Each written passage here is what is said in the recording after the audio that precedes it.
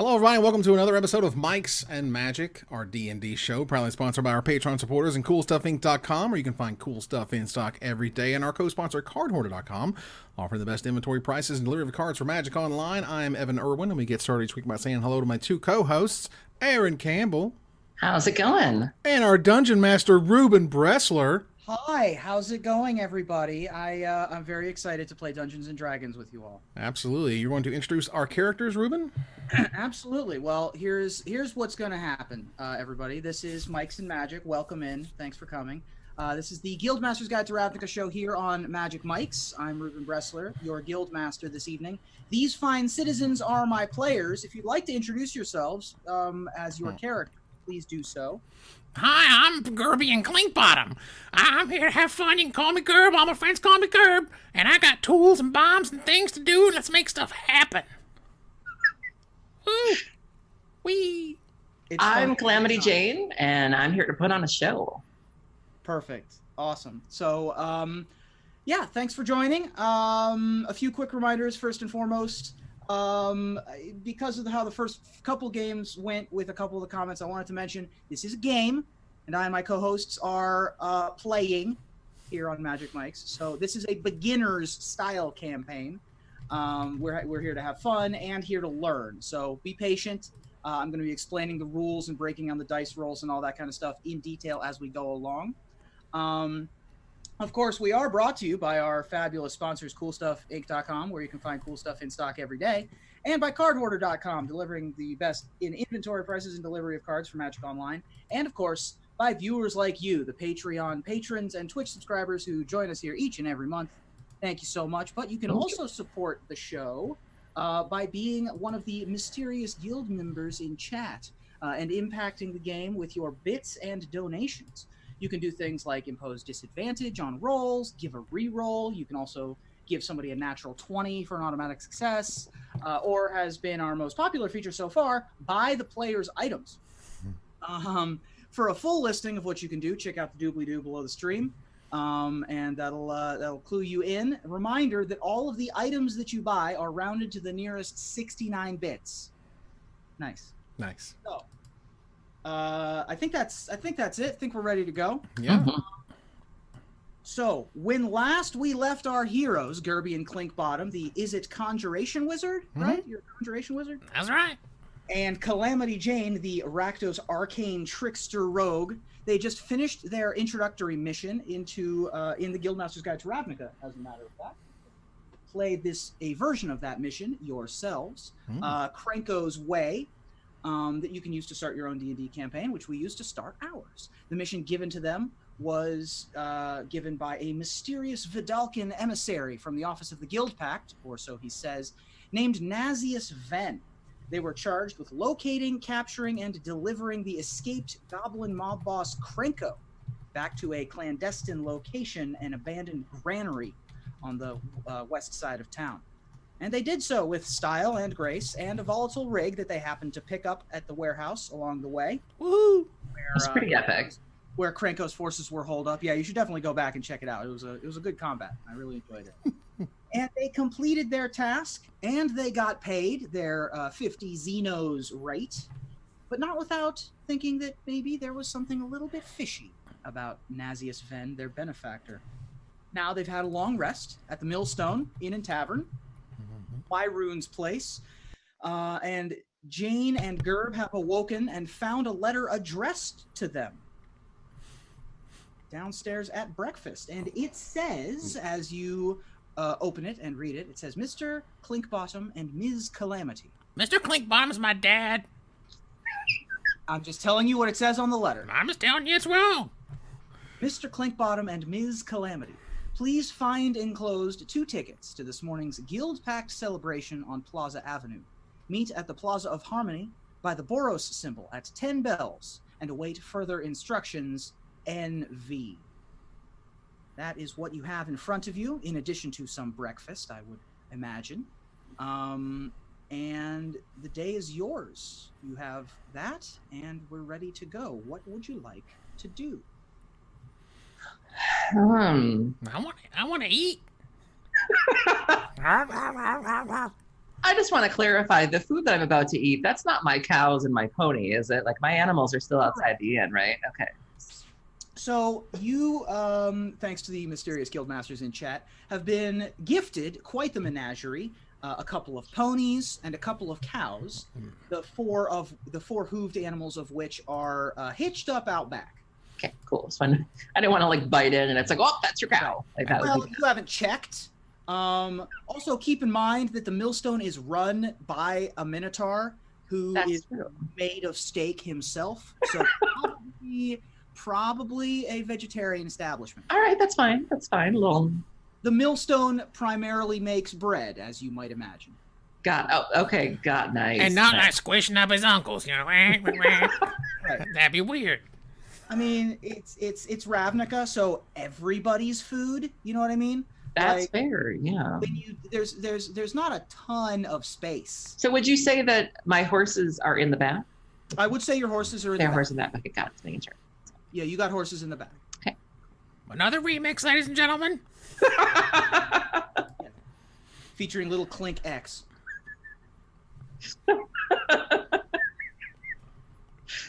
Oh gosh.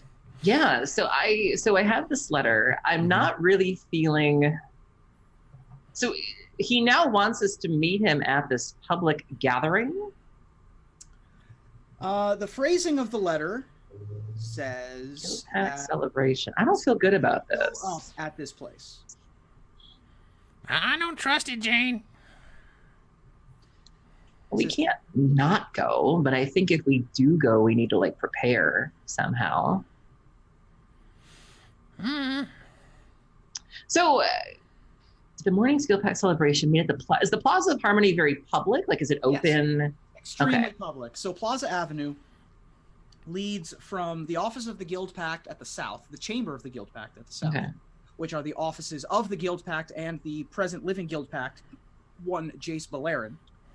And it leads north-northwest from the chamber of the Guild Pact in Precinct 1 to the Orzhov Basilica, the Harmony Basilica, at the far end of Harmony Plaza. It is a wide open space that is well known as being neutral ground, not just for the guilds, but also for even the goblin gangs. This is a place that no one fights. This is a place that is a public gathering space. Well, since you put it that way... Can people still get arrested? Certainly. People can be arrested on Plaza Avenue for a variety of reasons, not the least of which is brandishing weapons. You can't even have your weapons out while you're in the Plaza of Harmony. It is well patrolled by Azorius and Boros guards. It's a lot like the National Mall in Washington, D.C., where families go to have picnics and people fly kites. And there's, sometimes there's fireworks and sometimes there's music festivals. And, it's just a big public, open kind of... Do people get dressed up for this sort of thing? So for the Festival of the Guild Pact, sometimes people wear their sort of festival wear, which often involves like flower crowns and... But you wouldn't show up in like a ball gown or a suit or anything? No. Okay. It's also the middle of the morning and it's outside, so... Listen, I put a fancy dress on in the morning. I'll tell you this: you can never be overdressed. Okay. So, but it is a Guild Pact celebration, so everyone is wearing their traditional. The Rakdos are wearing Rakdos stuff. The Simic are wearing the Simic stuff. It's not like there's a dress code. So between her Rakdos and my is a goblin, can we wear masks? Certainly, absolutely. I think that would make a ton of sense. Do you want these masks to be... So what do you want out of these masks? Not be caught and thrown in jail. I think for me, just sort of, I mentioned when I first started playing Calamity that she would already have kind of like that Harlequin kind of mask. She might want something a little more grandiose this time because it is sort of a fancier celebration. So sort of what she already wears, but like taken up a notch or two. Great. And I also I want my necklace around my neck. So okay, that lovely necklace someone gave me last time that makes the fire. Right, necklace of fireballs. Yes. So yes, you do still have 2 beads on your necklace of fireballs that glow orange. and hang nicely around your neck. And you have, if you wish to go shopping for masks, we can certainly find a mask dealer. That could be fun, yeah. And I'd probably put on some like other necklaces just to sort of maybe bury it or hide it so it's not just two lonely beads right here. I mean, just to be clear, we handed off a felon that had escaped from prison late in the night to some guy who gave us a bunch of money. And this guy wants to bring us to a big plaza with a bunch of cops there. I'm scared. Scared. Let's go find a mask. A big mask. Giant mask. Let's try and prepare as best as we can. And, yeah. Big mask that says, not Gerb. Not Gerb. The Gerb you're looking for. Nope. So as you leave the smelting district and walk across Nat Alley all the way over to the first precinct and make your way south into the plaza area, you do see that activity is beginning to get busier as you get closer to the plaza because there is a celebration today, this morning. You find plenty of street carts of vendors of various types. There's funnel cake for sale. You can get little stuffed legendary figures of Ravnica, like a little stuffed dragon or a little stuffed angel. There's a little marionette puppet of Jace Beleren himself hanging from one of the Rakdos vendor stalls. Ooh. Lots of carnival games and activities for the kids. Lots of families, and they have balloons and are having a great time. And you do see a mask salesman operating a cart. The cart has it's like one of those mall carts. It's like 10 feet long, 5 feet like a kiosk. Like a kiosk, yeah. And it is festooned with many, many different types of masks. All sorts, from decorative to scary to realistic to exaggerated to plague masks, all kinds of masks. And you do see a small sign that says, "The Agent of Masks is open." So I know that weapons aren't allowed here, but can I juggle torches or knives? Is that no? Oh, I can. Sure, make just make an intelligence check. Okay. So just roll a d20 and then add your intelligence modifier. 12 plus. So is it the plus number or the number underneath it? The plus number. Plus 0. Great. So a 12 gives you, you think about the problem for a second. You don't have any specific knowledge. As a Rakdos, you're not particularly interested in the rules, insofar as you don't care about the details, so long as you don't get arrested. Mm-hmm. And you think that if you brought in, unlit torches that you lit later, or mundane, decorative knives for juggling, that would probably be fine. Okay. You certainly don't want to be brandishing. No, but I mean, if it's a party and I'm just constantly doing this thing, then for sure, that's totally fine. Okay. So the Agent of Masks is open. You do not see a vendor. So I'll just pick one up and just put a giant mask on and start walking around all weird. Great. As you do so, and as Gerb is flailing around, you do see one of the masks in the middle of the hanging section begin to float forward a little bit. No. I'm scared. This is a full-sized mask with a blank mouth, and it's just a plain white mask, and it scoots forward, and it lowers down to Gerb's level. To Gerb's level. Little Goblin P comes out. Okay. And the mask tilts a little bit to the side. I experience fear. And then the mask will back up towards one of the corners where there is a sign that has listed prices. Oh, okay. Okay, all right. How much is it? The mask will turn towards the sign, read the first line, read the second line, read the third line. What kind of mask did you pick? A giant, oversized something that was like way too big for Gerb. Way too big. You've got like a Loxodon ears and a trunk. Very fancy. Top end. Heavy also. Like, you only weigh about 40 pounds. This mask probably weighs 7 or 8 pounds. This is like wearing a gallon of milk on your face. In terms of weight. Goes down to the 4th line, goes down to the 5th line, looks at the 6th line, and it says oversized fancy masks, 30 Xenos. That's fine. 30. Jane, can you help me out here? I mean, the band's only got so much money. Didn't you just get paid? You know, I got bills, right? I got bills. I got things I gotta pay for. It's 30 Xenos. All right, so I'll put that one back. And get something that's big, but not. I will pay the freakishly big. casinos. You each got paid. You each got paid, if I'm not mistaken. You each got paid 50 Xenos, correct? Yeah. So I mean, that's an expensive mask. That's fine. That's like a $3,000 mask. That's fine. Nothing's too. I'm putting on a show. It's all about the visuals. Great. So Wow. I'll probably just steal it back from someone anyways. So that one is the top of the line. That is the most expensive listed. So. thank you, Jane. Wait, I didn't pay for his. You just said you paid for my No, I paid for mine. Wait, you Mask get one too? The mask glances back and forth like watching its table tennis match between the two of you. But there was just my mask. I'm going. All right. So the mask floats up to Calamity. And what mask have you selected, Calamity? I just got a big old carnival, Sure. That one's going to be much simpler. Yeah, kind of like those porcelain, but like garishly painted, and yeah. Sure. So that type of mask is not going to be nearly as expensive, but it is also not going to hide your identity nearly as well, if that is what your intention was. Yeah.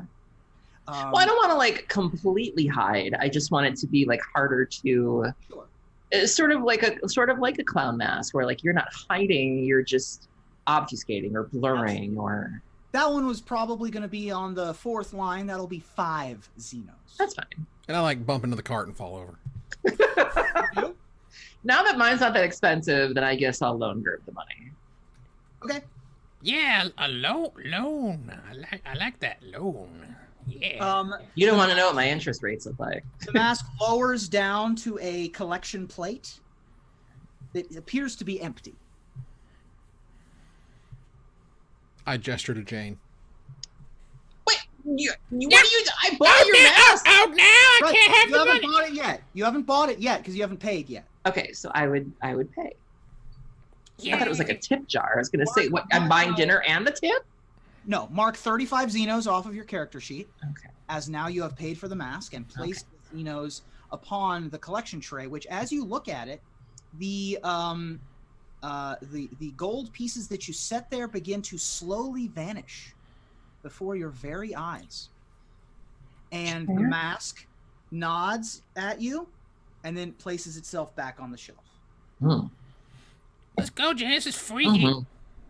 This guy's freaking me out. You now Let's have go. 2 masks. I will say that because Gerb, yours is so expensive, and you're wishing to just completely obfuscate yourself. You don't want to be recognized at all. Correct. Cool. I will say that checks made to get to identify you are now going to be made at disadvantage. Whereas for the slightly cheaper one, Aaron. Why do I got to be the cheap one? You saying I'm cheap? No, Yeah, he's saying you're cheap, James. That's exactly what he's calling you. Would you like to know what your mask does, or should we? No. Yeah, totally. Okay, cool. Your mask So- does stuff? Rather than doing it at disadvantage, instead it will just be a penalty. So I will roll a regular die and then subtract like 2, I'll say. Okay, sounds rather good. than rolling at disadvantage. Okay. Great. So you have your masks. You do see that the crowd is moving towards Plaza Avenue, past the Harmony Basilica, past all of these falafel carts and arm wrestling competitions, and you see a ton of stuff around. So much stuff, as a matter of fact. Please do make for me, one of you roll a d10. But actually, both of you roll a d10. And I'll tell you what cool stuff you see at the Festival of the Guild. I rolled a 2. I rolled a 9. Great. As you're walking, you spot to your left a trio of well-armored Boros guards that are presently hauling a grinning jester through the crowd, away from the activity. The clown has grimy pamphlets that he's handing out as he gets dragged away, and hands you one on the way out. Who rolled the 2? I did. Hands you one on the way out. Okay. Says, "Hey, you look like you'd enjoy this," and hands you a pamphlet as he's getting dragged away. Okay. The pamphlet is an invitation to come to the Havoc Festival Circus, to see the delights of the Rakdos Circus in the 6th Precinct. I'm in. But another trailing guard, this one an elemental, which appears to be a circuit of lightning held together by armor. Like a spark trooper. Like a spark trooper, pulls it out of your hand, quickly confiscates the pamphlet and sort of puts it into themselves like it's a paper shredder, destroys the evidence, and says, "Nothing to see here. Please enjoy the festival," and then moves along. You, Gerb, to your right, as that has occurred, you see a pair of centaurs that are striding through the crowd, that are pounding on a large wooden set of double doors that they carry with them. It looks like they're carrying a doorway around with themselves. They set it on the ground. They're being surrounded by various Celestia hippies as they're sort of doing some hanging out and doing some dancing. And they slide open. And inside of the doors, you see a space. You see a space that is not what is behind the doors. You see like a garden of some kind in this extra dimensional doorway space, full of elves and fae, all laughing and drinking in the middle of like a hidden forest behind these doors. And the centaurs keep carrying the doors with them as they move along. And the doors begin to close as a figure tries to sneak in, and in fact does sneak in, but then is quickly chased out. You see this goblin that was trying to sneak into this doorway is being chased out, and lots of tiny little arrows are being fired at this goblin as they run away.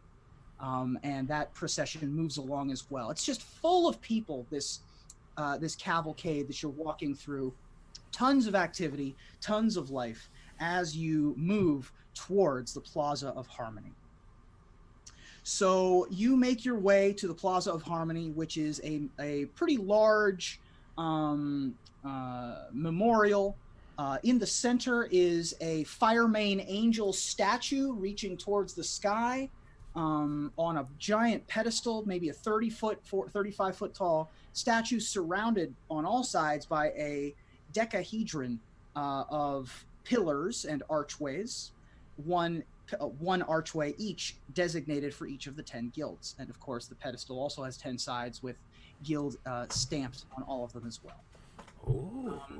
As you get there, the noise of the crowd begins to fall silent as the Celestians from up on a main stage a couple, maybe 1,000 yards away, break out a massive drum roll from the Guild Pact office.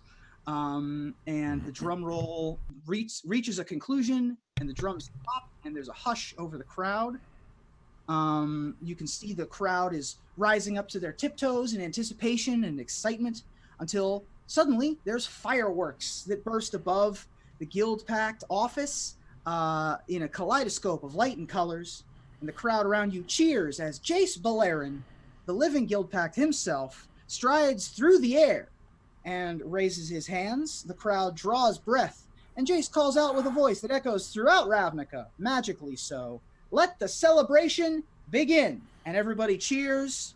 Woo! Yay. And you see that people are beginning to celebrate. The Festival of the Guild Pact, by the way, is celebrated every 2 years. Ravnica is bound together by this magical peace, and that tenuous, fragile peace is celebrated, and all sorts of feasts and dances and duels and other things begin to occur all around you, all manner of flavors of activity. As you stand there, standing at the Plaza of Harmony, you see across the way there is a giant in Boros armor. A big, burly dude, 15 feet tall, 10 feet wide, covered in plate armor that, that is like car doors for pauldrons, and has a small little letter in his hands, a human-sized letter in his hands, and is looking at it and looking at you. Like, sort of concerned or confused? I immediately start, wandering off, because I get scared. In my big head. Hey! I would turn around and can I have a fan? Is it reasonable that she would have a fan? You have a fan. So I would just kind of turn away. You don't see me. You don't see Hey! Are you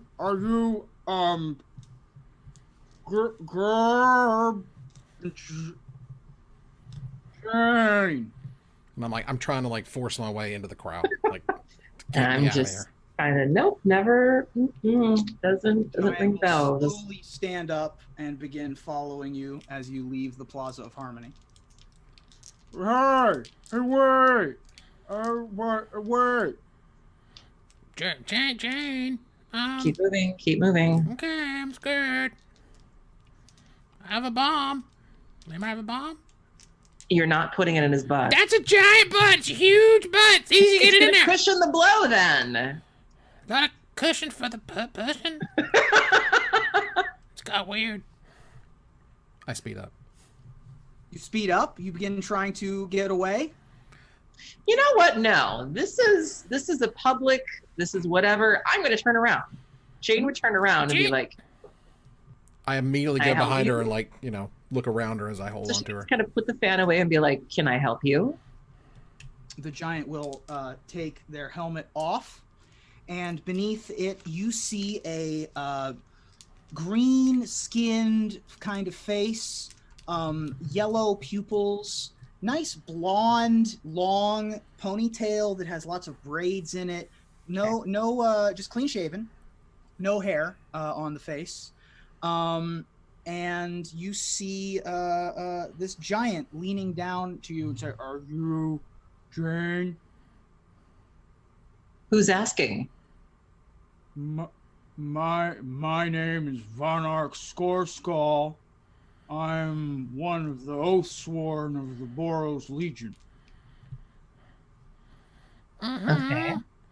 I was told to meet here and to wait further instructions, and wait a goblin person and Rakdos thing, and they would be able to help me.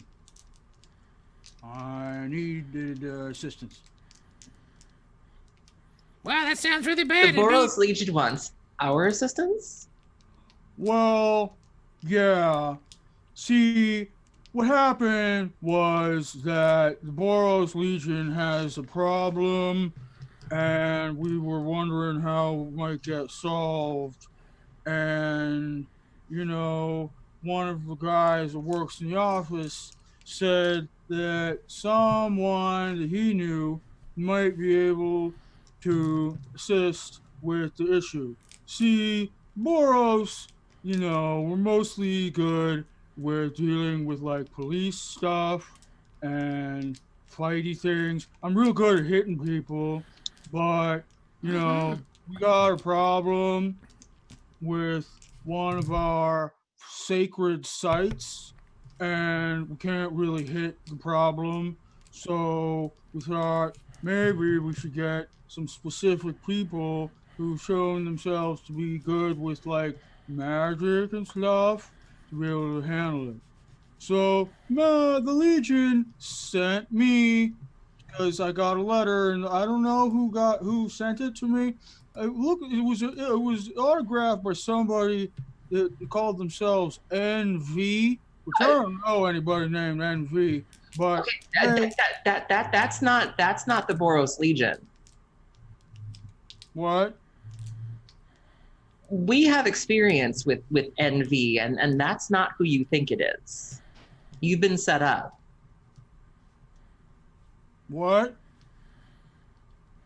Jane, I don't think he's gonna understand what you're trying to explain to him.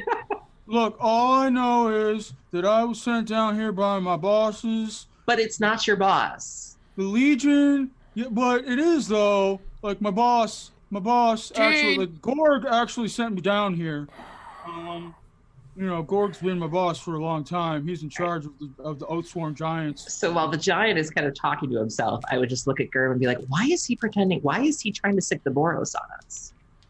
I don't understand why he's sicking anybody on what? On who? Why is Nizius getting in the middle of any of this? I'm scared. So I've been given this, And he pulls out like a suitcase. Okay. I've been authored to pay you each 75 Xenos in order for you to fix this problem for us. Legion needs it fixed kind of fast.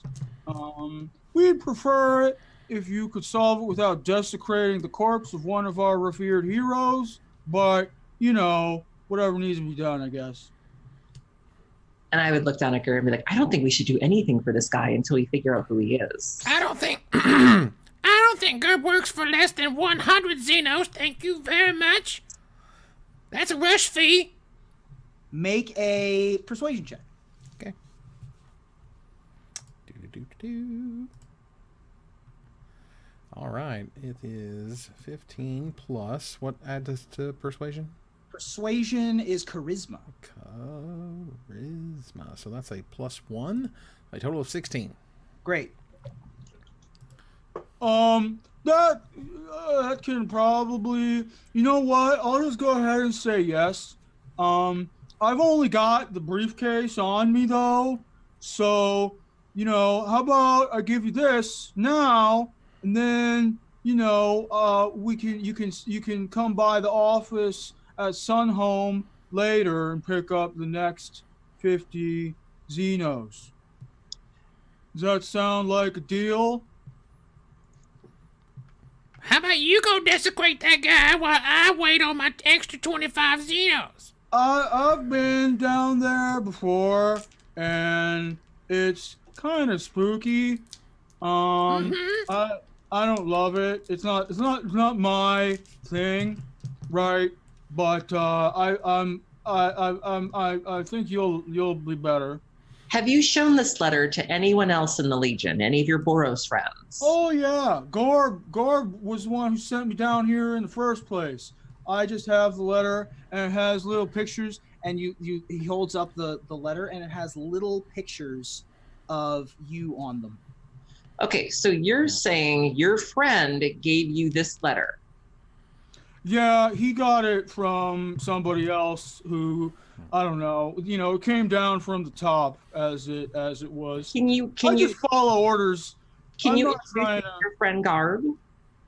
What? Can I meet your friend Garb? Yeah, he's up at Sunhome. He's far. I mean, you want to go up there? That's a terrible picture of me. It doesn't. I mean, especially with the mask on, it doesn't look like you very much. Gerb, I don't want to do anything for this guy. We don't know who he is. I just want to get paid. I just want to get paid, being honest. I don't know, I'm up for it. Woohoo! Just like you. Give me 100 Xenos, give Jane 50. Jane will get her 50 later. Gerb gets paid all now. I mean, is that okay? Jane?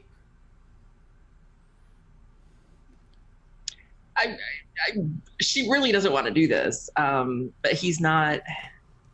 I love you, Jane.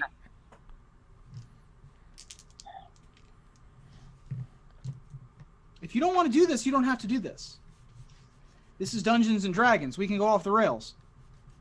Yeah, Jane doesn't want to do it. Jane does not. This guy has clearly I mean, the fact that he's pretending to be somebody from the Boros Legion, the fact that he's trying to get the Boros to do something for us, she doesn't want to do it. So, to clarify, because I think that something got lost in translation here, this is not Nazius asking you to do anything. This is the Boros Legion asking you to do something. With the same initials as the guy. She's not stupid. Correct. Well, okay. So, this is an issue for the Boros Legion that the Boros Legion does need solved. Nazius is trying to solve it, theoretically. You don't know why. Right, but that's what I'm saying, though, is why didn't the Boros just hire us? Like, what? I don't like it. She doesn't like it. They don't have your contact information. No, especially with what Krenko said when we landed the last episode and Krenko was like, he's not who he says he is. Oh, no. I mean, I have all the paperwork here. So from the Boros Legion, if you want, I mean, it's all going to be contract work, right? I mean, so it's all insured and stuff. Who cares exactly where it came from? It's good money. This is straight from the Boros Legion, this money. Yeah. From us. It's Boros money, yeah. Jane, come on. We'll have an adventure. I'll put a bomb up his butt.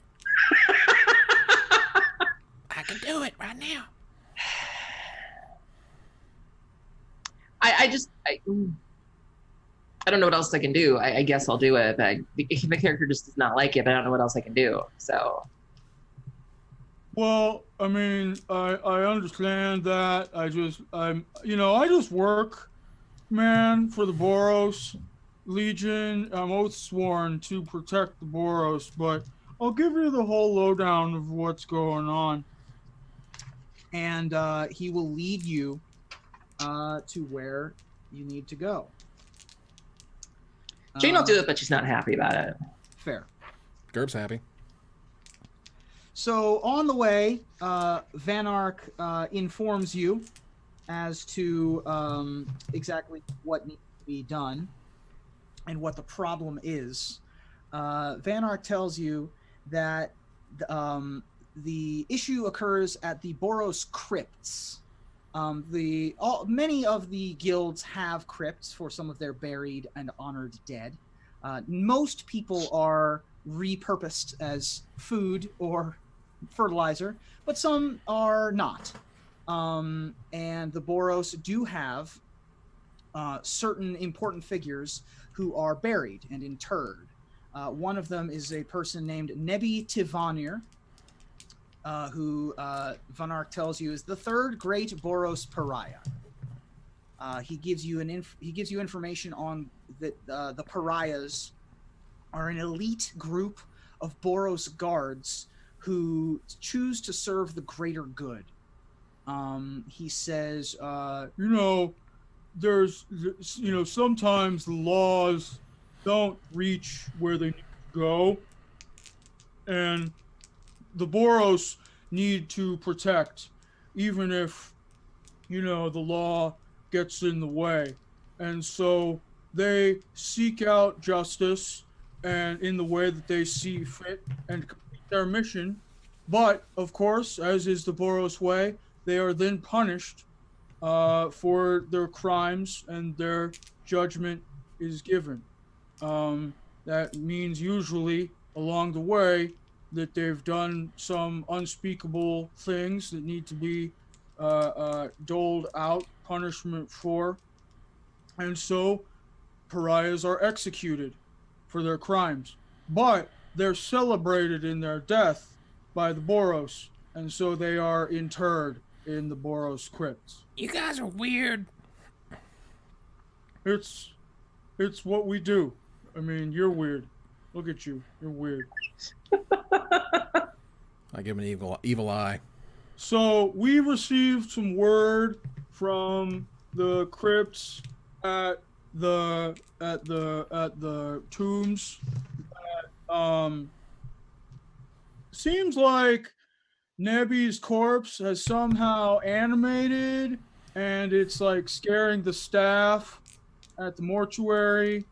It's like spooky, and the Boros Legion would really like it if this problem were cleaned up before the festival, like, super gets underway, because there's going to be events and things at the crypts from a bunch of the guilds.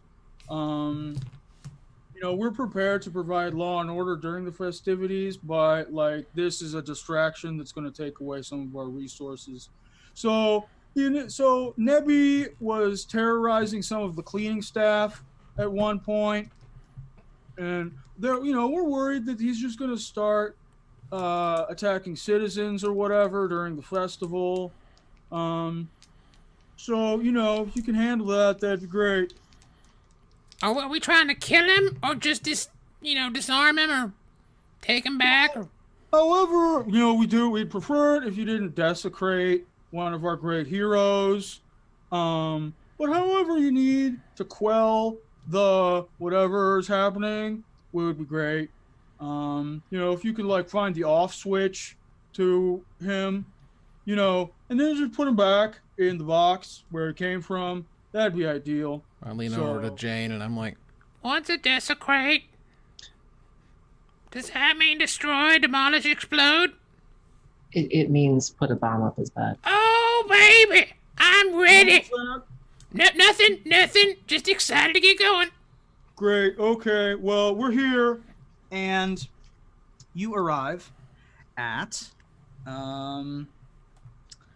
Avasis Cemetery, which is on the border of Precinct 4 and 6, right in the upper left corner of Precinct 1, not too far from the Cathedral District.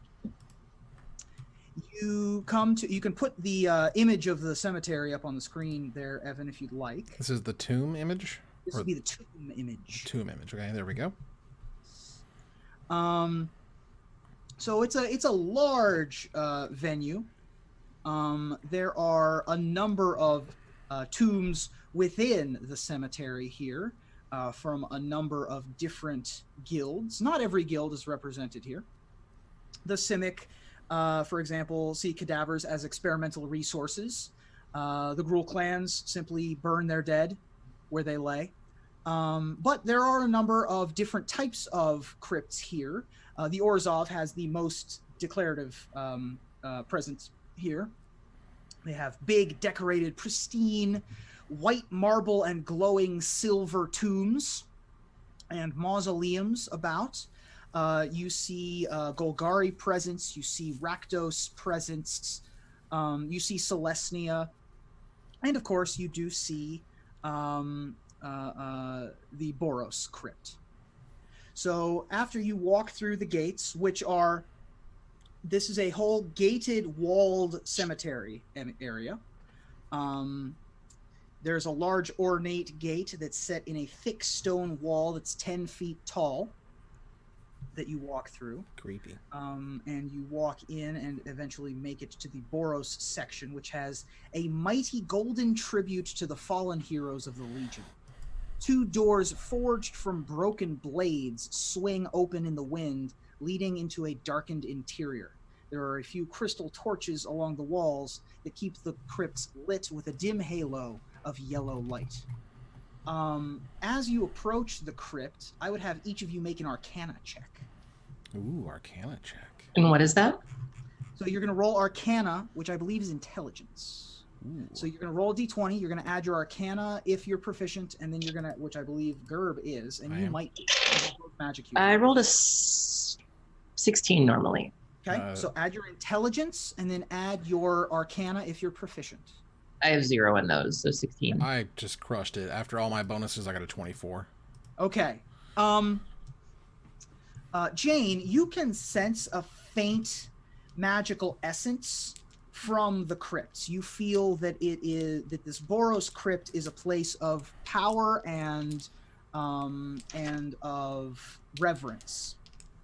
Gerb, with your 24, you definitely feel like aspects of yourself are strengthened. Specifically, that the Boros, goblin within all of us feels like you're stronger in this place. And you feel like perhaps your your shielding spells and your fire-related spells might be better while in this vicinity. I also slowly take off the giant mask and put it in my bag of holding. Excellent. So you are there at the front of the gate there. So this is a Boros tomb, as it were. And you are there at the front of the Boros tomb. Vanark says, Okay, well, cool. I'm gonna, and then he just like starts wandering away. Bye. And then from inside of a building, in the Boros Tombs area, you hear the voices from behind a door that say, "Who's out there?" Jane? And I run behind Jane and grab onto her. Who else could be in here? Who's out there? And you see a door that is labeled staff. Is where the sound appears to be coming. So this mausoleum or this crypt has employees? Yes. Yeah. Vanark mentioned that it was bothering the cleaning crew and the folks who work here at the grounds. Okay. I'm still not saying anything. I'm still like, maybe they'll go away or... The door is going to barely open a little bit, and you see two eyes peeking out from in between the door jamb. Who are you? We're here to see about the problem. Oh, thank goodness. And then the door will open. Inside, you see two humans, one of whom is a short, middle-aged man, bald, with elven sort of ears. The other, a very pale white skin. The other is a darker-skinned woman who has long black hair tied in a high top knot and has an eye patch. Ooh. And they open the doors, and they appear to just be wearing, generic gray clothing with the Boros insignia on them, sort of onesies and work boots. And they say, "Oh, thank goodness! You're here to help with the security risk. They said they were going to send somebody down." And I take a bomb and I'm just tossing my hand and I'm like, I got bombs, they got butts. It's what we do here. Let's make it happen. Okay. Well. So so you just go inside. We'll lead you down to the air. Oh, by the way, my name is Lodon. This is Parn, and Lodon is the bald gentleman, and Parn is the lady. Parn, P-A-R-N? P-A-R-N, and Lodon, L-O-D-O-N. They are the mortuary assistants. They were recently, we were dealing with Nebby. Over in the, it's tough. We don't really want to go in there.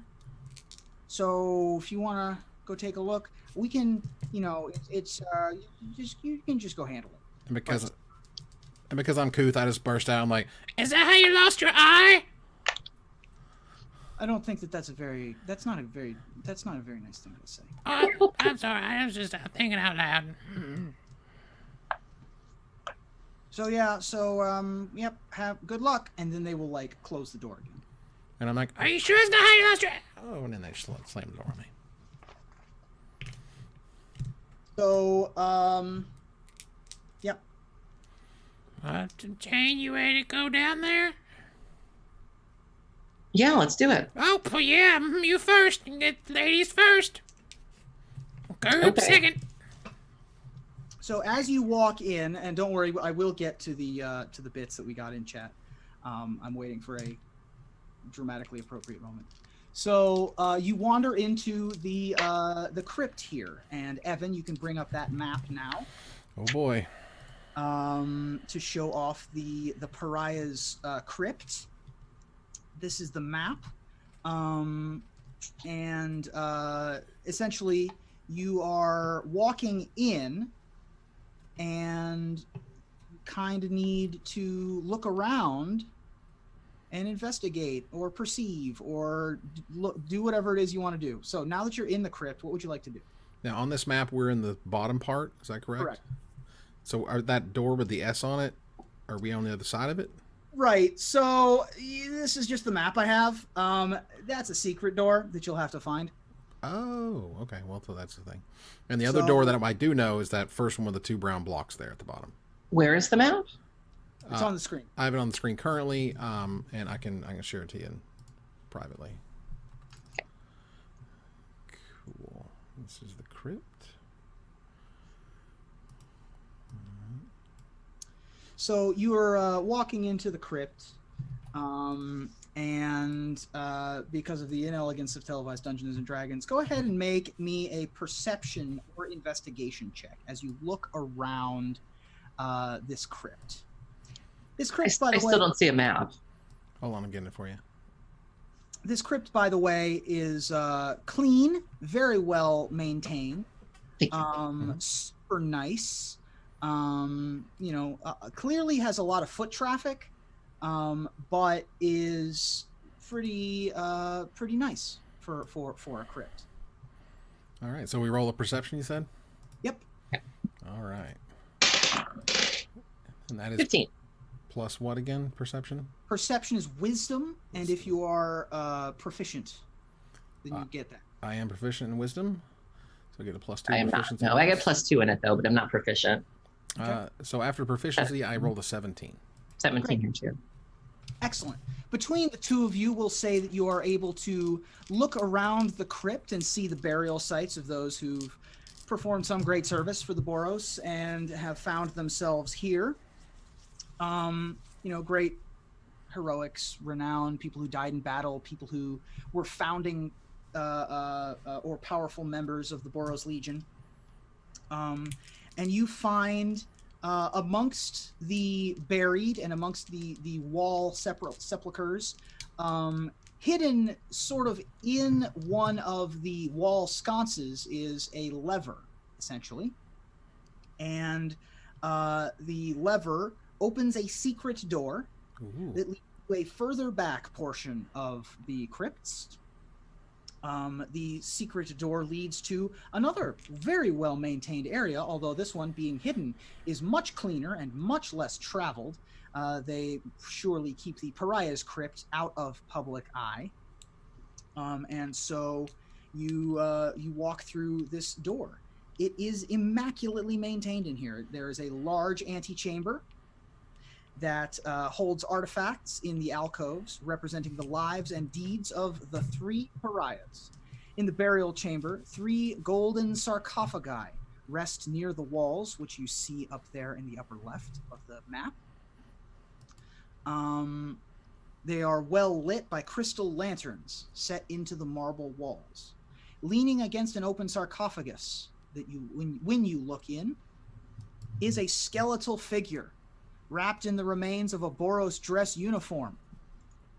Held tightly in its hand is a large shield engraved with the grieving face of a pariah. A crystal torch lies shattered at its feet, and as the creature turns, you can see its skull is filled with the same magical flame that is lighting the room. At this point, I will have you bring the image of the 3rd pariah up on the screen to see what you're fighting, because we are going to roll for initiative. Oh, God. 2. Plus your dexterity for initiative. 2 plus 3 is 5. Okay. Evan? Let's see. Dexterity, I get a +4. My initiative's +4, so total is 11. Okay. And that is what you're fighting against there on the screen. Big, scary beastie. Neb Tivanir, the 3rd pariah, rolls a 12. What did you roll, Evan? A total of 11. Okay, well, Nebi T. Veneer is going to go first in that case, and is going to. Now, who was in front? I believe Jane was in front, correct? Yep. Yep, I was in front. Jane is going to, Neb is going to turn to you and is going to attempt to shield bash you with the giant pariah's shield coming right at you. And rolls 9 plus 7. That's a 16 to hit. What's your armor class? My armor class is 14. 14. All right, so this is a hit. And he deals, 9 bludgeoning damage to you. Ow. And I need a Constitution saving throw. That's a 20. So roll a d20.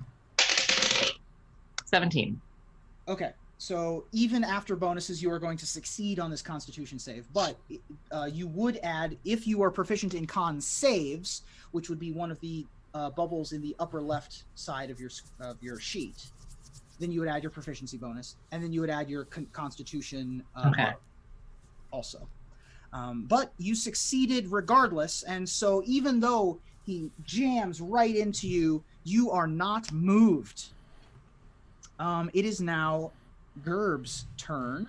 Gerb, you can see Nebi, who is ghastly and has sharp teeth and does not look particularly friendly. And it is your go. Right, let's see. We have a Chaos Bolt from the Is It?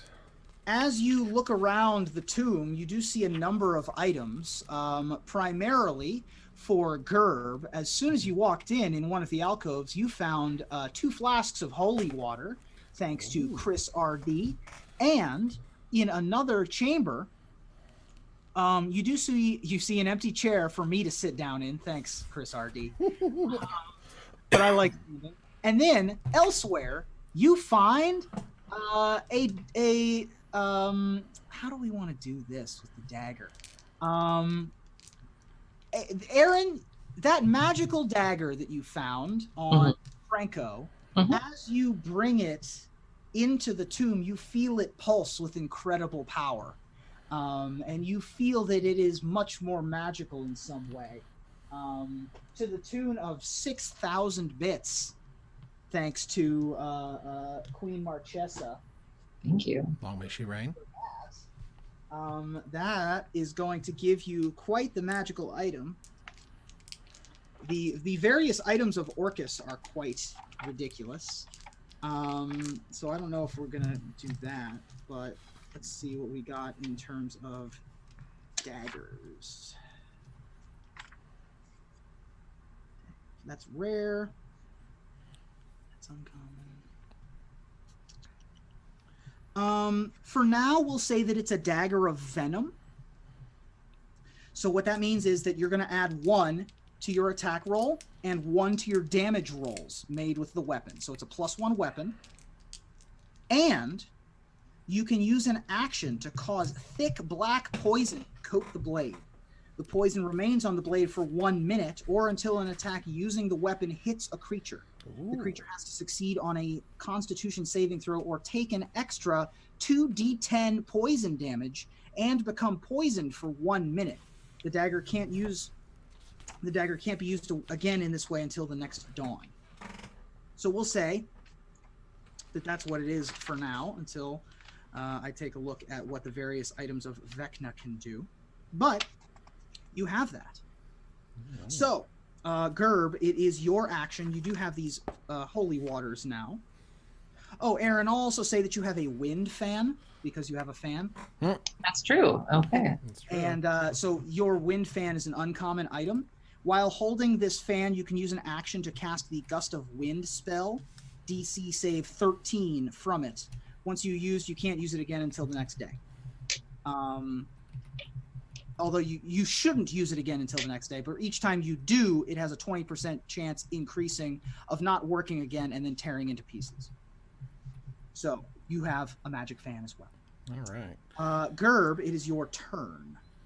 So I don't necessarily innately know or understand if the holy water is going to do anything. Like, do I know that can I throw it on it? Does it affect it? I would in say some make way? a religion check. Ooh, okay, a religion check. So religion is going to be wisdom. All right. We have a 10 wisdom bonus of a proficiency bonus of +2, so that is a 12. Okay.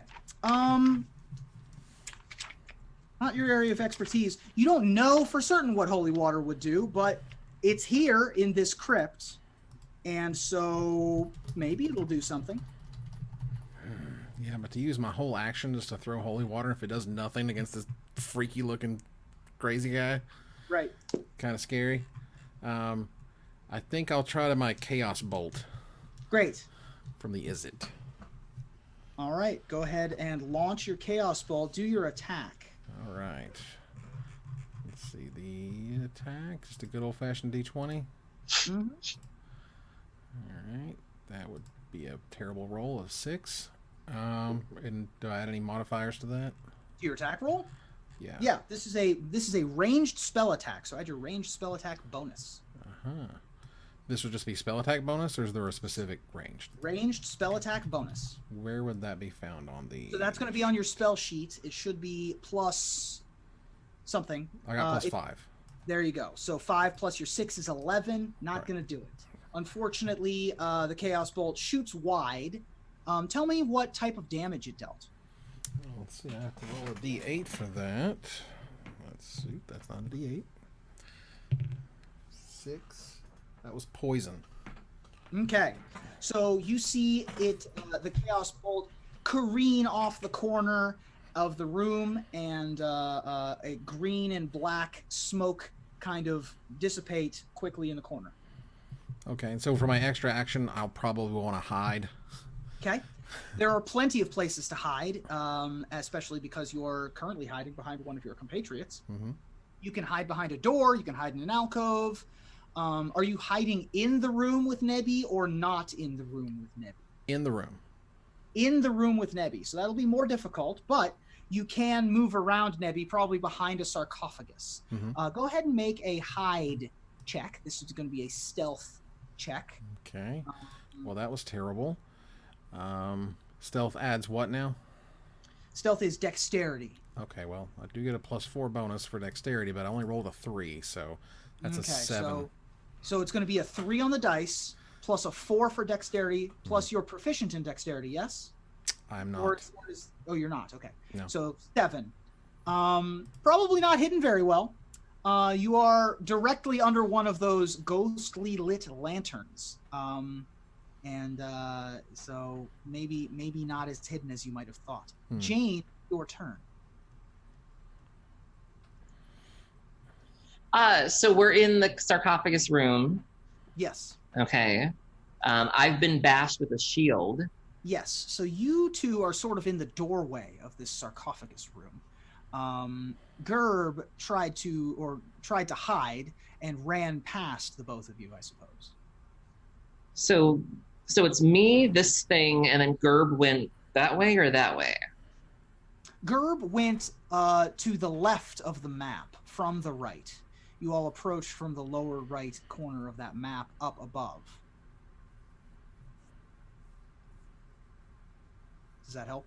No. So we're in the sarcophagus room? So yes, you are. So if you're looking at the map, Mm-hmm. see this, there is a 20-foot by 20-foot room with 3 sarcophaguses in it. Mm-hmm. Gerb is currently hiding, or trying to hide, behind one of the sarcophaguses. Okay, and I'm in the doorway with the thing that bashed me. Correct. Gerb is maybe 10 feet away. Have we damaged it at all? Have not damaged it at all, as Gerb missed with his Chaos Bolt. Sorry.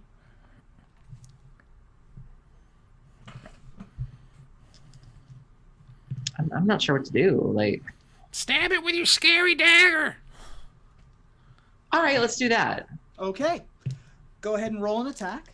Okay. 10. Plus. That's You- fine. So you rolled a 10 on the dice, correct? Mm-hmm. So this is going to be a weapon attack.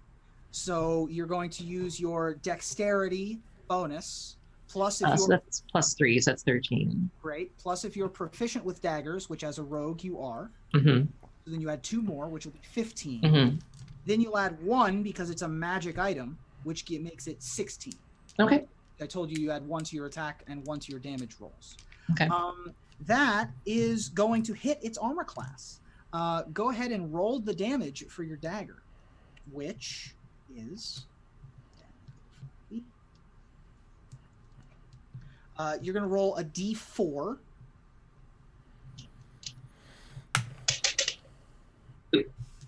How much? 2. 2? Yep. Okay. And then because it's a magic item, you deal an extra damage. That's 3. 3. So it will deal 3 piercing damage. And now I need to make a Constitution saving throw, right? Or else I take poison, I believe, is what I just said. And I roll a 6 on the dice. Constitution. Oh, nope. So I fail my Constitution. However, I'm immune to being poisoned because I'm undead. So I take 3. Yeah, so I will take that 3 damage. It'll go back to the top of the round now with Nebby. Nebby's turn. Nebby will turn and attack Gerb, who tried to run past without being noticed so much and did not do so particularly well. Gerb, a big shield is coming right at you. And that is 8 plus 7, 15. What's your armor class? My armor class is 15. Okay, so that's going to hit unless you have a reaction. What reactions could I have here? So you could have shield. I do have shield. Okay, All so right. you can cast shield if you want. Yes, let's cast shield. Great. So mark off that spell on your spell sheet. Okay. Shield is a level 1, I believe. Yes. So you've used 1 level 1 spell. Okay. Shield adds 5 to your armor class in response to getting hit. Hmm. However, in the Boros tombs, it adds 6 to your armor class instead. Nice. And it'll stay up for the rest of this round until the end of his next turn. Okay. So it's So 21. your armor class is 21 until the end of his next turn. Nice. So he tries to shield bash you, and you're able to sort of dodge out of the way. The shield pops up, and it's sort of like trying to squeeze a water balloon, and the shield pops you out the side. Very nice. Great. That is Nebby's turn. It is now going to be Gerb. Gerb, it's your turn. All right. So actually, right now, after that, I would say make... Everything okay over there? Mm-hmm.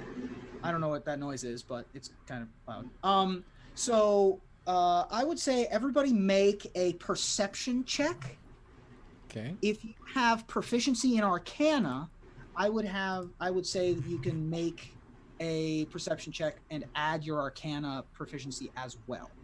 I do have Arcana proficiency. I don't. Okay. I rolled a 20. I rolled Okay. a 12. There you go. 12 plus your proficiency plus your other numbers, and your natural 20. You both notice that as Nebby is making moves and doing things, the pulsing from the lantern that is on the ground that I described when you walked in is moving and pulsing in tune with Nebby. There seems to be some sort of connection between this lantern and Nebby. Jane, with your natural 20, you also notice that the lantern itself is on the ground, tilted over, and open. We should smash it. Can I smash it? You can. Well, you did not see that it was open, but you can walk up to it and try to crush it if you'd like. Yes. Yeah. Yeah. Okay. Okay. Go ahead and make an attack roll against the lantern. It's a 1. Okay. You try to hit the lantern, but it doesn't seem like the lantern can be damaged in such a way. You think that the lantern might be magical, and trying to attack a magic item isn't going to destroy the magic that is attached to it. However, the lantern is open. You can now plainly see as you're right up next to it. And yeah, so there you go. As you are right up next to the lantern, Nebby turns and is very alarmed that something is directly next to it. And so I will choose to use Nebby's legendary action that he has. The way legendary actions work, folks, is that certain monsters can do stuff at the end of other players' turns. So Nebby can take one legendary action each round of combat, choosing from the options below. A legendary creature can only be used at the end of another creature's turn. Nebby will use Shield Bash against. Ooh, Can I use my extra action to hide again, or try to hide? not yet. Oh yeah, so sure. So this would be at the end of the round. So you Right. walk up to the thing, you can't hit it, and then you try to hide again. Go ahead and try to hide. Okay, I'll try to hide one more time. Roll d20. I rolled a 5. That says on dexterity. Yeah, plus dex, Plus plus a stealth. 4, so that's plus 2. Yeah. Okay. So that's a 9. Yep, good to know. Nebby is going to take his legendary action. Oh god. With an 18, he does spot you. And he will come over and attempt to smash you again with his Shield Bash. However, this roll has disadvantage, thanks to Chris R.D. imposing disadvantage on this roll. And that's a natural 1 and a 3. So the Shield Bash, once again, does not hit your shield that you've magically popped up as well, missing by a lot. And Nebby is unable to pierce your magical protection. Nice. Now, Nebby is sort of almost behind one of the sarcophaguses as Gerb is scurrying away, and it is Jane's turn. Jane, you're alone in the doorway. Actually, you had an opportunity attack when Nebby moved away, so if you wish, you can roll an attack and then take your turn. I think I also have sneak attack. Does that do anything? So, not at present. Okay. Nebby knows you're there. Okay. You would have to hide and then come out from Okay. somewhere. Yeah, I would attack it. Okay, go ahead and roll a d20 and then add the bonuses that I had you add the last time. That's a 14. So you Cool. said it was dexterity? You think that this was plus 6 for this dagger. Okay, so it'd be 20. Great. So go ahead and roll that d4 again and then add 1 to it. And I'll roll my con save. That's a 4. So 4 plus 1 is 5. Yep, so it takes 5. It fails the con save again, but again, it is immune to poison. So this particular beastie is not going to take the extra poison damage from the weapon. And now it is your turn. So you have your whole turn in front of you. Nebby is now across the room from you. The lantern is on the floor in front of you, and the other lanterns are hanging on the wall. You see that there are 2 lanterns hanging on the wall, each above one of the closed crypts. And both of those lanterns are closed. The lantern that was hanging above Nebby's crypt is open on the floor. Close the lantern. All right, so let's crush the lantern. Okay. What would you like to do to the lantern? Attack it, or I have a hammer with me. Can I just throw the hammer? you can throw the hammer at the lantern. All right, let's do that. Great. Make a ranged attack roll against the lantern. 13. 13. We'll say that hits the lantern. Okay. So the hammer hits the lantern, and the hammer goes flying, ting, ting, ting, ting, ting, across the floor. The lantern rolls. Go ahead and roll percentile dice for me to see what happens to the lantern. So that's the 2 d10s, one of which has 2 digits on it, one of which has 1. 71. What was that? 71. 71. Okay. It deflects the lantern, which goes careening off to the side a little bit. Does not seem to have dealt it any damage. The lantern is still open on the floor. How's it possible? Is it like protected somehow? Magic. Okay. It's a magic item, cannot be damaged by mundane things.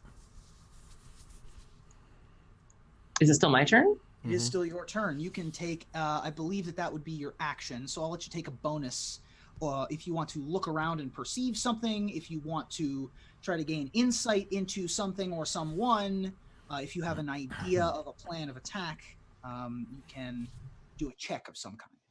Or you can do one of those actions as a rogue, like dash, disengage, or hide. So, if we can't destroy it, We is it need something... we need to close it. It's open. The others are closed. This one's open. Okay, so let's close it. Well, I'm not going to put my hand on it. Can I, like, do it with my foot? Not this turn, as Okay. you've taken your action Okay. already. So that will be the end of the round. Top of the round, it is Nebby's turn again. Nebby is once again going to try to get the thing that... well, actually, the most recent... Let me see if it perceived you attacking the lantern. It does. So Nebby is going to come out from behind the crypt and come after Jane again. Gerb, you have an attack of opportunity if you would like it. Absolutely. Go ahead and make a melee attack roll, not a spell attack. That's a Like- nat 20 right there. With what weapon? With a dagger. Okay, so roll a d4. Okay. Aha. That's a 1. Okay, so it'll deal 2 plus your... Oh, I forgot to be adding your other bonuses, Aaron. So we'll get that as well. Evan, what is your dexterity bonus? My dexterity bonus plus 4. Okay, so it'll take 4 plus 1 to be 9. Aaron, we missed that twice. I apologize. So what's your dexterity bonus? Aaron. My dexterity bonus is +3. Plus 3. So it would have taken an additional 6 total from those d4 rolls because I forgot to add those to your roll. So it has taken that damage as well. It looks like you're doing some damage to Nebby. You might think that you might have chopped through about halfway of Nebby's hit points if your goal is to put it down for good. But of course, you were asked to not necessarily do that. Nebby's turn. Nebby's going to come out from behind, just got slashed by Gerb in the ankle as he does, and come for Jane again. And that is 7 plus 7, which is 14. What is your armor class? Aaron? Mine is 14. Okay, so that is going to hit once again, and dealing 5 damage as the shield bashes into you again, and I need another Constitution saving throw. That's a 20? That's a D20. It's a 15. 15. All right, you save once again, standing your ground. The shield bash does not push you. And that will be the end of Nebby's turn. Gerb's turn. And let's close that. Close it. Let's close the torch, the thing. Okay, is that what you're doing? Mm-hmm. Okay, so you climb out from behind your hiding place, come out and find the lantern, and you close the door of the lantern. Is that what you do? Yes. Okay, you close the lantern door, and as you do, the light inside of it comes back to the same amount of light as the other lanterns in the room presently are, so it dims a little bit, and you see Nebby sort of shrink in intensity and becomes a little bit. It appears to be losing battery power once you closed the lantern door. Mechanically speaking, that means that Nebby is going to have disadvantage on everything from now on. Yeah, so that was, you have some more movement left and a bonus action. But it doesn't kill him. And... Make an Arcana or Religion check. Okay. Roll that D20. And I add what? Wisdom? Arcana or religion. Ah. Arcana would be intelligence. Religion would be wisdom. I have Arcana, and that'll be intelligence, so a total of 19. Okay. Your knowledge of how batteries work and how power conduits work suggests to you that it's in the process of shutting down, but it's going to take a round. For now, it's just weakened. At the end of the next round, it'll probably just fall over. So, I'm going to say that is. I was going to say that that's your bonus. To try to understand that, and then you can move, but I'm not going to let you hide this round. Okay, well, I'll move as far away as I can. Great, you back away into a corner. Okay. Jane, it is your turn. So, I mean, is it still a threat? It is still looming over you. I would say make a insight check. 16. Okay. With a 16, you think that if you just sort of turtle up and protect yourself, that's probably going to be good enough. Okay, I'll do that. So, among the things that every character can do in Dungeons and Dragons, you can attack, you can make a check, you can try to see if you can make an insight check, you can look around. Among the other things you can do, you can hide, you can disengage, you can also dodge. What the dodge action does is essentially, rather than attacking, rather than doing anything else, you say, I'm going to focus on defense this round. And that means that rolls against you have disadvantage. What was that? I was just describing what the dodge action does. So you can use the dodge action and sort of turtle up and get ready in case it tries to attack.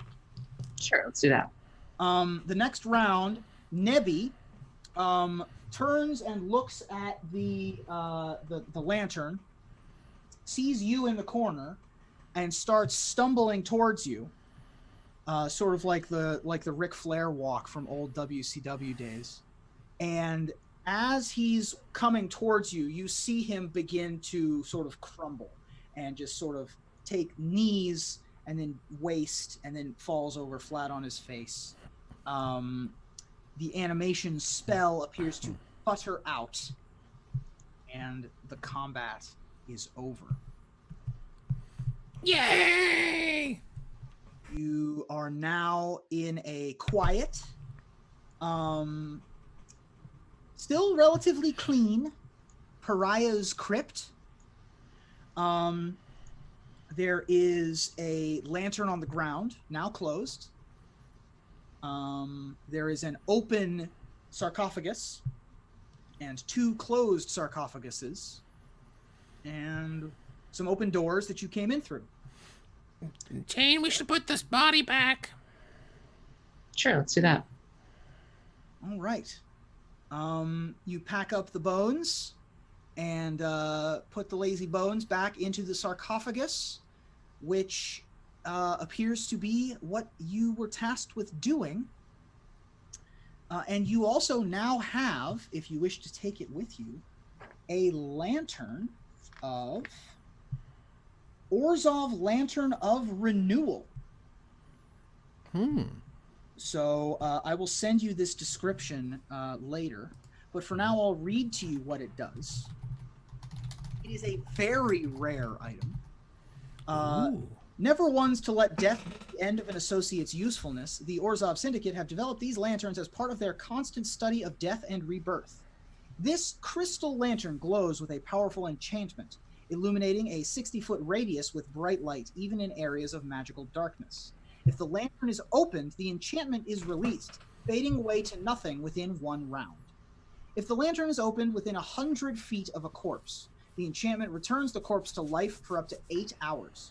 This spell acts like an animate dead, but the skeleton or zombie gains the same skills and abilities it had in life, and its type becomes undead. While it acts independently, the animated corpse can't communicate or make decisions, though it will attack those that it perceives as foes. If the lantern is closed, the animation enchantment fades after 1 round. The lantern itself becomes inert, losing all magical properties.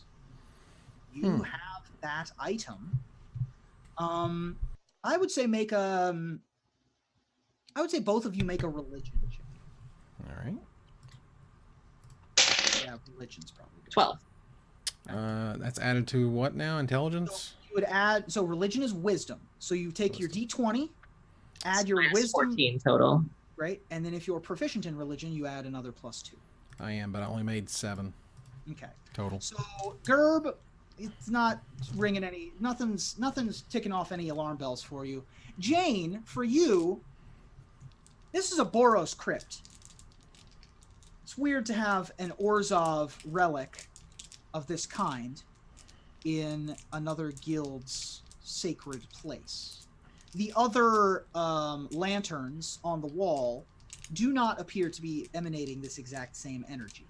This lantern appears to be specifically differently enchanted in some way, shape, or form.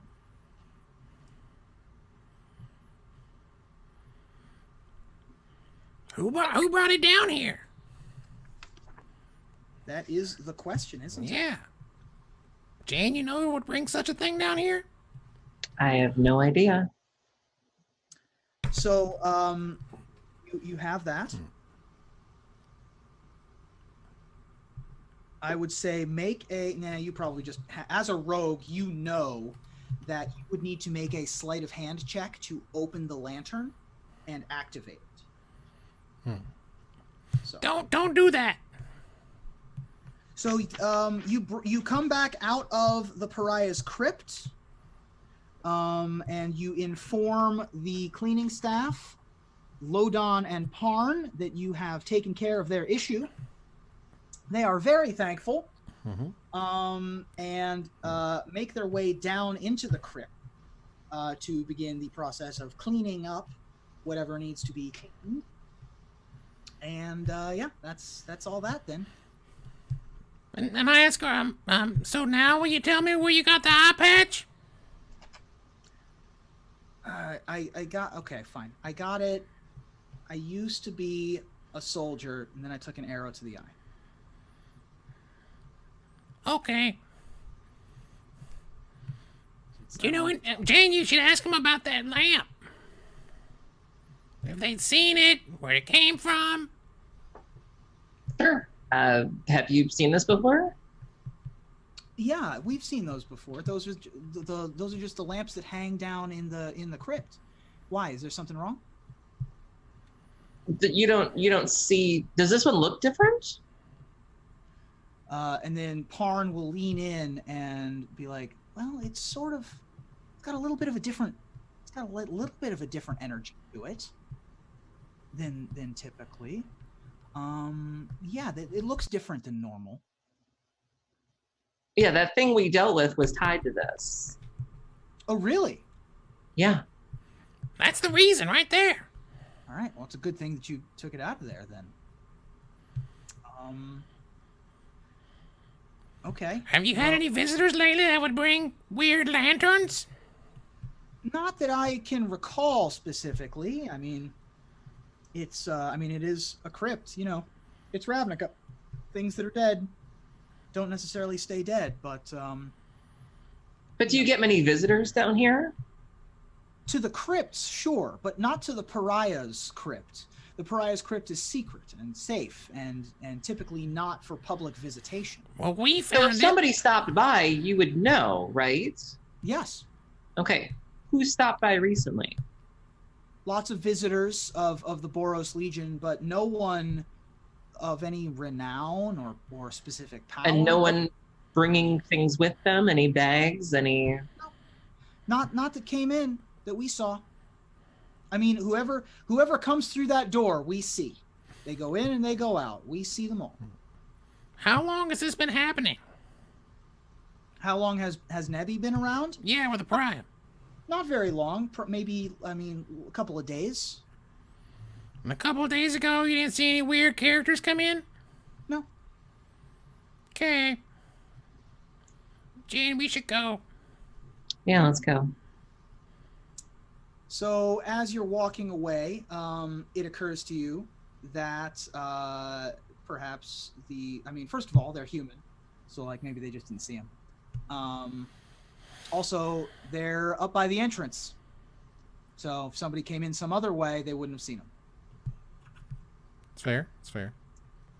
So as you are walking out of the tomb area and walking through the crypt and the graveyard, you hear a little bit of commotion coming from the front gate, as it seems that there are some loud cries coming from the front gate area.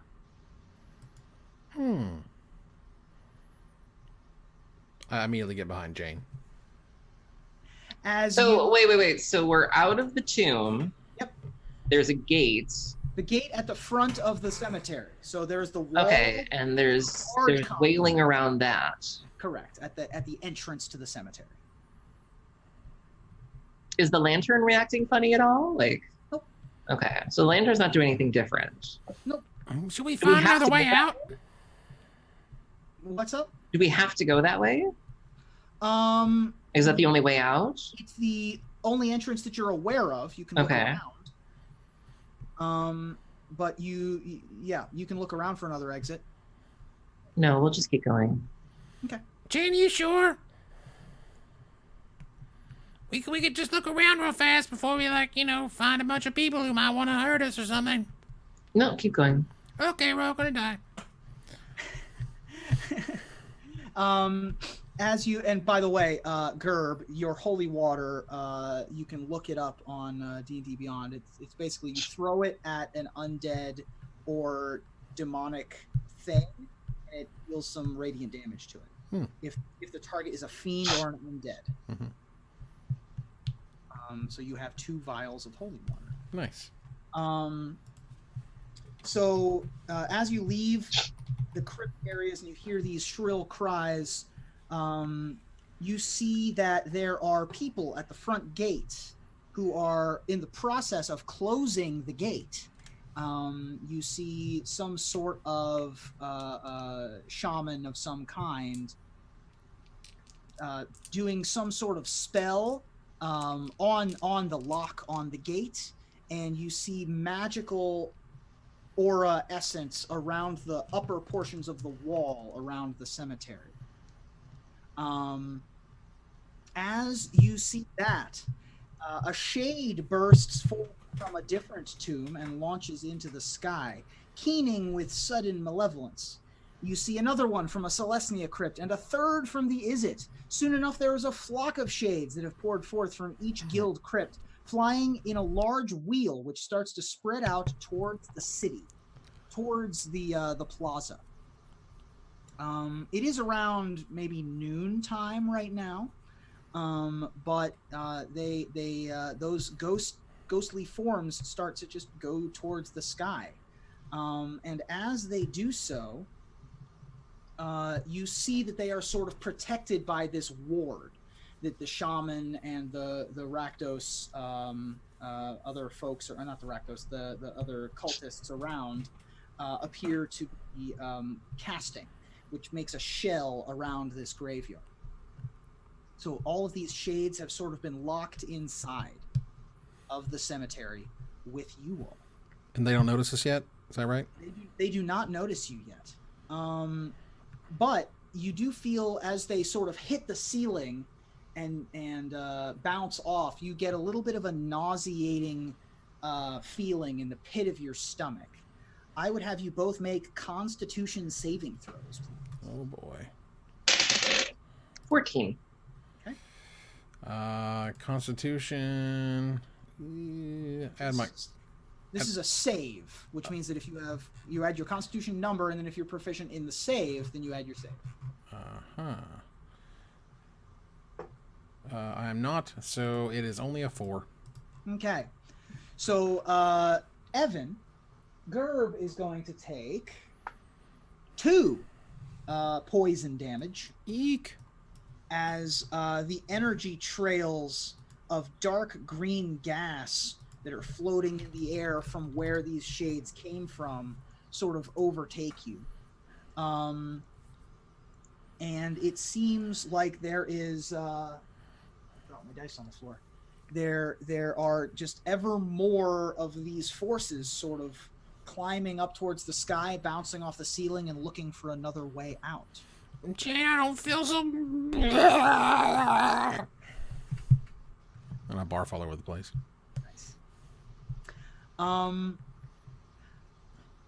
I would say go ahead and make a survival check. Oh, God. Both of us or just him? Both of you. Okay. Survival does not mean that if you fail it, you don't survive anymore. Survival. That's a 5. Okay. I got a 14. Survival. Great. That one will pass. Survival essentially is things like tracking or knowing how to camp in the woods, things like that. And so with your survival, you're able to trace that you feel where that nauseating energy and where these gas trails are emanating from, sort of. In the actual cemetery. In the actual cemetery. Right. And it is in a different portion of the cemetery. I don't know if I really want to go towards something that's making me sick, but if the lock is locked and we can't budge it. So I can't even pick it? So there are, first of all, about a half dozen cultists and a shaman up Okay, there. so not only is the gate blocked, but okay, I don't have access. All right. Right. It's magically shut forever. Okay. All right, I guess we should go this way. I'll try not to puke. All right, let's go that way. Okay. You start approaching a different portion of the cemetery. You pass by the Celestia and the Izzet sections of the cemetery, and you come into a more overgrown section. A little bit of an overgrown tomb area where lots of mosses and vines and grasses have sort of grown up, and it is very loamy in this area, very smells very earthy around here. As you approach the area, from behind you, you do hear as 3 dogs come upon you.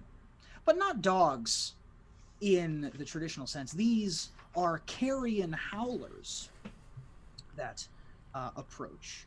And they are... what is that noise? It's my fan. It's been on the entire time. Well, it decides to make noise at very random intervals. I apologize. Okay, so, I don't know why I'm apologizing. And one of the banshees appears to be floating behind them as they approach you two, chasing you towards this overgrown tomb area. What would you like to do? Jay, we should run. So we've got a cultist meeting at the gates, and then if we try to go the other way, there's dogs. So the dogs are still from the cultist area. You are now in front of the tomb, of the Golgari tomb now. They showed up behind us. And they showed up behind you. They appear to have followed you from... So it's cultists, dogs, tomb. Correct. So if we run to the tomb, we can avoid all of this in theory. Correct. And there's no other way. Like this is our only... Well, you can certainly look around and certainly try to find another way. Well, not with dogs nipping at our heels. I mean, like, do I see any... That is also true. I mean, you want to try to fight 3 dogs and the ghost? Let's get out of here. I guess we're going in the tomb. I love all the choices I get to make here. I mean, you do still have all these choices, so... I mean, you want to stay and fight, you can. Nope, I guess we're meant to go in the tomb, so we're going in the tomb. Okay. As you get into the tomb, you're able to close the stone door and keep the dogs out. And it does not appear as if the Banshee wants to come inside either. It's a great mystery who let those dogs out. It's true. You do have a moment of reprieve here in this tomb. What would you like to do? Jane, oh my god, what are we doing? Who are these people and why are they trying to kill us? So nothing followed us in here. Correct. What's in here? You can take a look around. Yeah, let's do that. Great. It is dark in the tomb. You will need a light source. Actually, no, you have your lantern, so never mind. I have dark vision. You also have dark vision, but you also have this new Orzhov lantern. Mm. So you look around where you're at. You appear to be in some kind of foyer entry. It's a small chamber. There are doorways in five total directions. There's the room that you entered, the door that you entered through, and then 4 other doorways. And by doorways, I guess there are sort of like entryways made of earth. They are not hewn from stone. This particular room is all dirt and dried mud and plant life. One side of the room, there is a pile of bones next to a burlap sack, or a couple of burlap sacks. The bones come in a lot of variety of types and sizes, though each has been picked clean and does not have any meat or anything on it.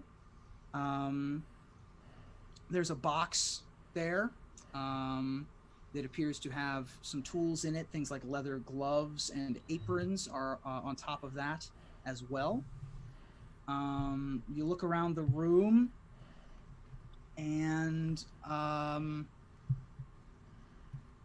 how close are you looking at stuff? Like, what are you looking for?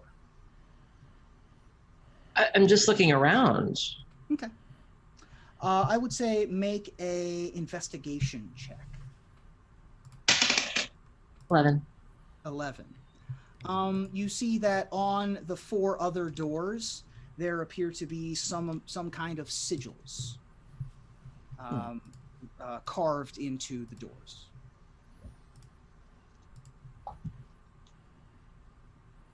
And this is the Golgari sigils, is that correct? Don't pull those up on the screen just yet. I will not. All right. They are sigils on 4 different doors. Jay, maybe we should, open up the Orzhov lantern. Maybe something will come to life. I don't know. Sure, let's give it a shot. Okay. So you can go ahead and open up the Orzhov lantern. Let's see what that does. To reread the description of this item.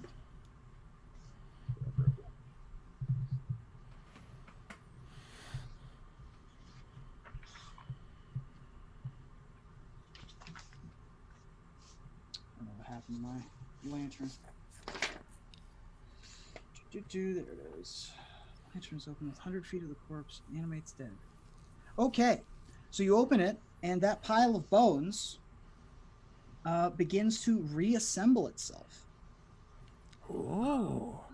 And it reassembles itself into just some sort of weird amalgamation of bones, because this is some human bones, maybe some elf bones, maybe some goblin bones, maybe like some centaur bits, maybe some like beetle exoskeleton. There's some sort of Golgari shell that begins to Shamble, if you will. shamble, that'll rejigger itself together, and it's sort of standing there and looks at you. Now, the lantern doesn't give us sort of the ability to direct it. Is that correct? It just sort of animates it. It animates it. And that's it. And then It acts independently. It can't communicate or make decisions verbally. It'll attack those that it perceives it as foes. Does not perceive you as foes. Maybe it'll follow us. Gene, you gonna go down one of these doors? I don't know. So it's moving. Mm-hmm. Is it moving towards us? Towards the lamp? It's sort of fascinated by the lamp and sort of clinks and cricks together, and is sort of entranced by the lamp. But How big is that? I would say probably a little bit bigger than human-sized, maybe 7 or 8 feet tall total. Does it look strong? Yeah, it is. It has no muscles, it has no skin, but it is a collection of bones that have been sort of stapled together. There's like a human femur attached to maybe a minotaur shin, attached to some unknown being's foot. All of these pieces sort of put together in strange combinations that are making this one undead being. We have our own monster. My instructor would be so impressed right now. So you have the doorway back out, and you have 4 doors on the inside, and you have your new Mr. Rattlebones here. Outside seems really scary, Jane. I mean, let's keep looking around the tomb. I don't know. Okay. As you're sitting in this entryway, I would say you can pretty easily tell that the room that you're in is shifting and changing size slowly, but it is moving. Like the doorway is now 2 inches to the left from 15 minutes ago. It is just the ceiling is maybe 5 inches higher than it was. The floor is slowly rotating. It appears as if this place is partially alive. The place is freaking me out, Jane. It's moving. It's like it's breathing. It usually only happens after like a lot of ale. So,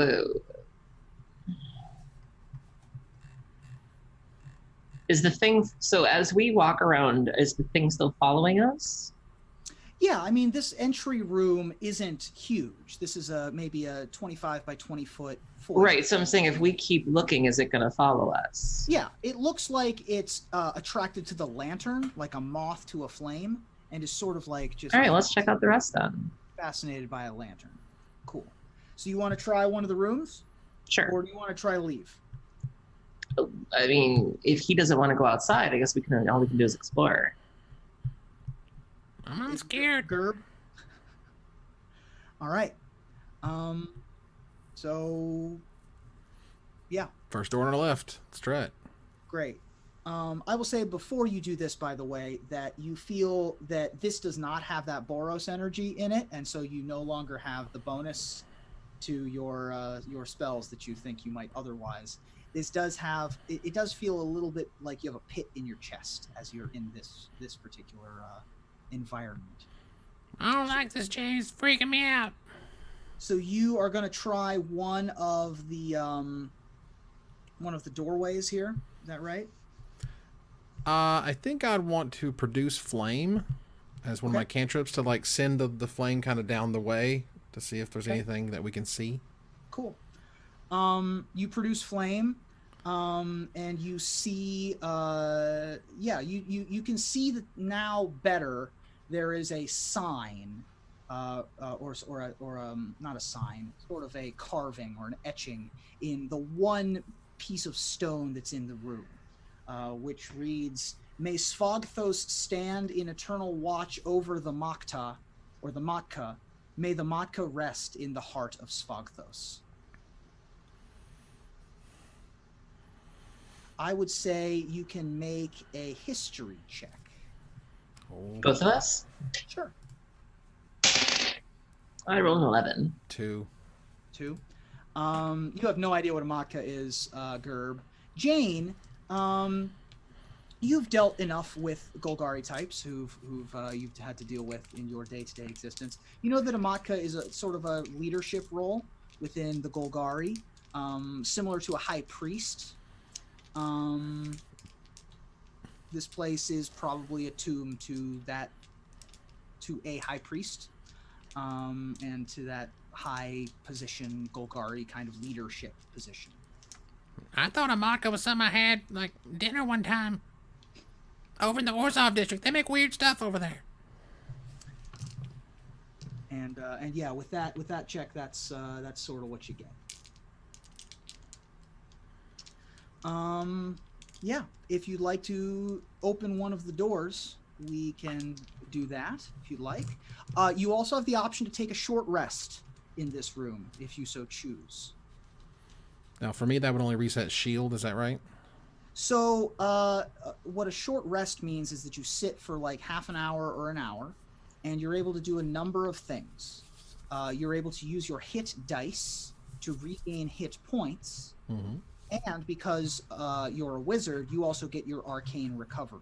Oh, nice. Well, I got poison. I got poison damage in the most recent damage that was dealt to me. Yeah. Is that still happening? Is that still hurting So me? you are not poisoned. You just took poison damage. Ah, okay. Just damage. But what you can do, if you would like, is take a short rest, which would allow you to regain some hit points, Mm-hmm. and then you would get your spell back. Or you can just keep moving on. I think we should rest just for a few minutes, Jane. Sure. You need health points too, don't you? Yeah, I think I took 9 damage. Yeesh, I took 2.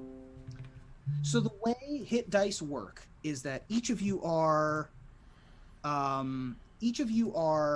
level 3, which means you each have 3 hit dice. The way that hit dice work is that you can roll a die of your hit dice type and regain that many hit points by expending that die. So you can expend 1, then you can expend another if you really want to, and you can expend a third if you'd like to after that as well. So that regains you some hit points. For Evan, because Gerb is a wizard, you have arcane recovery, which allows you to reset one of your spells. Okay. One of your level 1 spells and gain it back. So you may sit there and have that conversation, and just sort of sit there and have a chat if you'd like, while you're tending to your wounds. So this is me undoing the shield thing because I used shield. Right. So you get that slot back. And then I rolled a D4 for hit points. Is that right? Yes. Okay, so I gained 3 hit points, which is enough to make me back 19, which is my max. And then, Jane, are you rolling for hit points? What am I rolling? So you can, as a rogue, I believe you get an 8, a D8. And if you roll your D8, you'll regain that many hit points. Plus you'll also regain your Constitution score as well. So if you roll 1 D8 and then add your, I think it was 2 for you. 6 plus 1 is 7. Great. So you can regain 7 hit points. Evan, you can choose to do the same, except for you have a D6 instead. Oh, I roll a D6 and not a D4, is what you're saying? Yeah, you roll a D6 because you're a wizard, right? Oh, okay. Actually, do wizards have... Let me look this up. Wizard 5. I know that sorcerers are a D6. It's possible that wizards are a D8. So give me just a second, and I will look for you.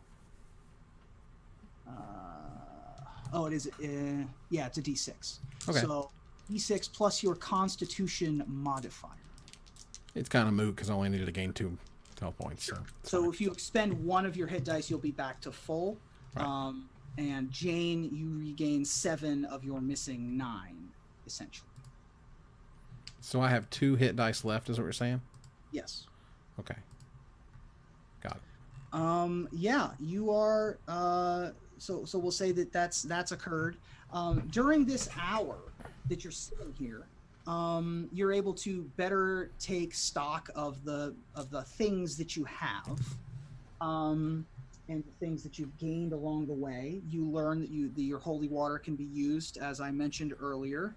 And Jane, you learn more about your dagger, which I will have to do more research on because it has been paid to be quite the item.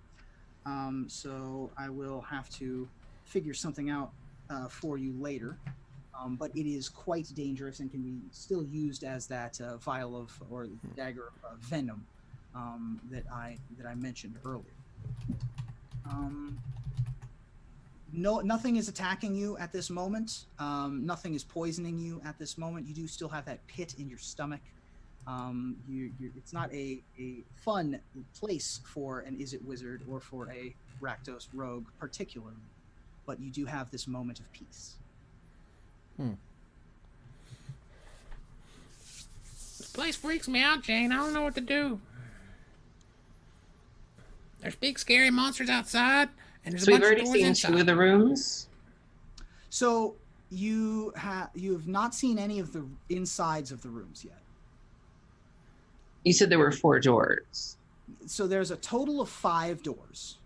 1 that you came in, and 4 other doors. Okay, let's check them out. Great. Go ahead and I'll roll. Well, yeah, one of you roll a d4 for me, Okay. and then we'll see which room you get in. That was a 1. A 1. All right. Well, we will start in order then. Where did we go? The first room. You open the door and you see a spiral staircase that leads down. I presume that you continue down the spiral staircase, about maybe 2 floors worth of stairs. Go ahead and get the Hall of Fungal Renewal up on the screen there, Evan. Oh, okay. Give me just 1 second here. Hall Okay. of Fungal Renewal. All right. Just a moment. So you have a spiral staircase that leads down, and then it brings you to a small walkway that is surrounding a pit into a larger cave that's filled with dozens of enormous mushroom stalks. It's completely filling a large carver with massive white caps, death caps, and other fungus unknown to the daylit world. From the edge, you can see down below to the fungal roots, which lace between a thick layer of slowly rotting corpses. The fungus caps drip with an eerie blue fluid, which pools in the center of the room. A long rope leads the cave floor below. On the far wall, bright moss erupts from a deep etching in the shape of that same Golgari sigil. So you have the knotted rope that leads beneath the walkway. It is quite humid and hot in this room. Yeah. So based on the map, we're coming in from the right side? Correct. Okay, and then we go through those doors. And that blue middle is like the stuff that's dripping off the giant mushrooms. So this is a big column down into a deeper cavern. I see. And there is a knotted rope that drops down into the cavern. Oh.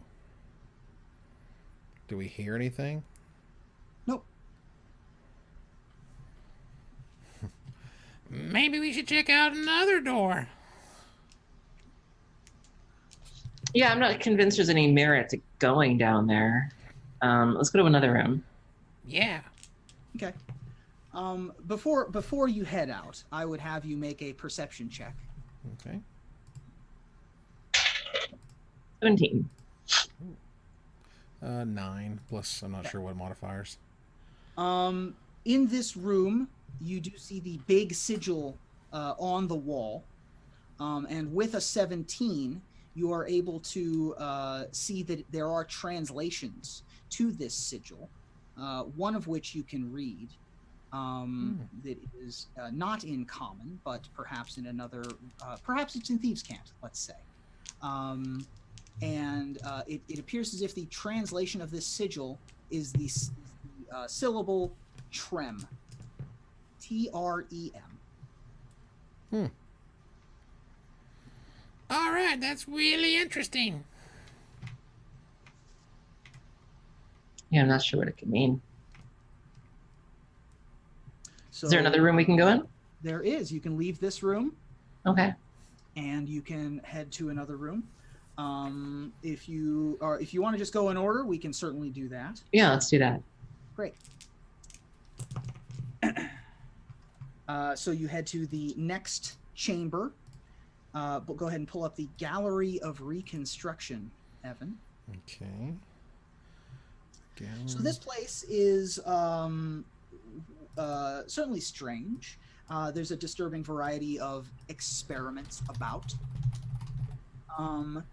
You walk in, and there appear to be people in this room, just minding their own business, working on something, some sort of experiments. This is a long, low chamber, lots of stone slabs. There's a pool of acrid, boiling ooze in the center of the room. On each of the slabs are a variety of body parts, arranged as if they'd been amputated from the same corpse and then left in place. In between the gruesome pieces are bright red bloodworms that seem to be organically sewing the parts back together. The acolytes do not seem to recognize your entrance into the room at first, and appear to continue to be working. No, they're working on doing what now? So it appears as if they're working on experiments involving limbs or corpses or something.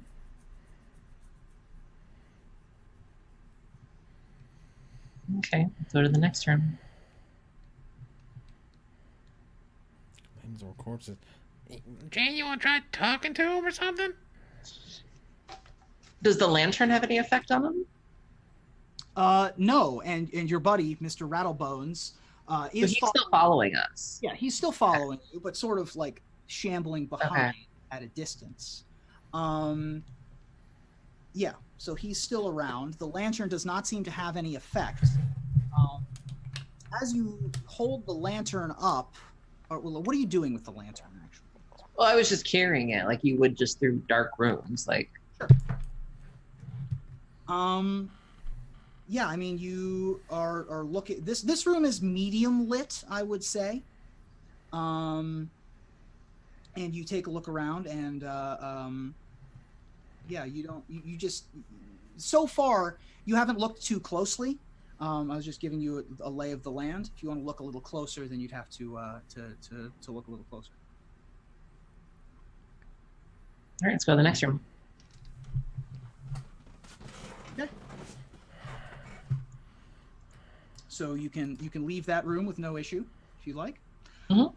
Next room, there is another winding stairwell that is formed from bone spurs erupting from the rotting walls like an elongated rib cage. You have to hop slightly from spur to spur, but you can see that each one is dedicated to a different Golgari hero that has a small iron plaque tightly attached to the bone itself. There's a small landing that contains a bone embossment of a form of a Golgari sigil. And you can look at this sigil, and once again, there are translations of various languages. Go ahead and make a history check. 19. Wow. Okay. Mine was a 6. Okay. You once again can read that this sigil has a translation. This sigil is the room, in this room is E-H, or A, E-H. So one room says A, the other says tram. Yep. And the third room, you did not see a sigil, though you didn't stick around very long. That was the room with the jungleness, or the... So the room with the jungleness was Trem. That was the first one. That was the first room. The second room was the room with the acolytes. And the Gallery of Reconstruction. Okay. The third one was what? This is the Stairwell of the Beloved. There is not a map for this room. It is simply a stairwell. Gotcha. And the sigil in this room is A, E-H. So maybe there's one in Gallery of Recon, but we didn't look super close. Let's go back there. Yeah. Okay. All right. So you close the door to the stairwell of the beloved. You come back to the lobby, foyer kind of area. The doors are moving slightly, but they're still labeled by these sigils that are on the doors themselves that match the rooms that they belong to. You come back to the Gallery of Reconstruction, and it is very similar to when you left. There is a pool of ooze in the middle of the room, and various tables, and a couple of acolytes. So, perception check. Yeah, go ahead and make a perception check. 13 plus whatever. 6 plus... And that's my what? This would be perception, so wisdom. 6 plus 2 is 8. But I do have proficiency in investigation. Does that matter? Sure. Or skill, rather? Because now you're looking specifically. So if you want to use perception or investigation, either one is fine. Okay. Well, whichever one lets me try to find the sigil, because I'm sure it's here somewhere. You begin looking around the room, and you don't see the sigil on any of the walls or anywhere on the ceiling or anything like that. Do you have any idea where you'd specifically like to look? Now, so the Gallery of Reconstruction, we came in from the right. Is that correct? Yes. And the acolytes are on the right side of the acid pit? So there's 3 of them. There are 3 acolytes. They're sort of, one's in the upper right, one's in the upper left, one's in the lower left. Okay. Sort of just minding their own business, doing whatever it is they're doing. To those weird body parts or whatever. Weird body parts, yeah. I mean, we still haven't tried to talk to them. Talking to the corpses? No, the acolytes. Yeah, let's try that. Okay. Excuse me. So you tug on the robe of one of the acolytes, and it turns towards you, and its face is sunken and sullen. It is skeletal. There's no eyes. The skin is pulled tight against the face. And on the forehead of the acolyte is the sigil that appeared on the door. Oh. And it turns towards you with its ghastly face. And Ah! I run behind Jane. And it turns, So it had a sigil on its face? has a sigil right in the middle of its forehead. And you can see What that is- it's working on putting together, it's sewing back together a corpse with these. So it's a sigil in the same vein as the other 2, the A and the tram. Correct. All right, what does it say? There's no sigil translation on the face of this being. You just said it was a sigil like the others that we could translate. Correct. So the other rooms had them on like the walls with translations beneath them. This one is on the being's forehead. And it's just the sigil. It's just the sigil. And it looks at you and stands there. And I scream and I run behind Jane. Because I'm a chicken. And there's no other rooms. This is it. So there's one other room after this one. All right, let's do that one. Okay, bye. Okay. You once more leave the Gallery of Reconstruction. And then you head to the 4th room, which you can go ahead and bring up a map of the nursery. Ooh, the nursery. All right, give me a second.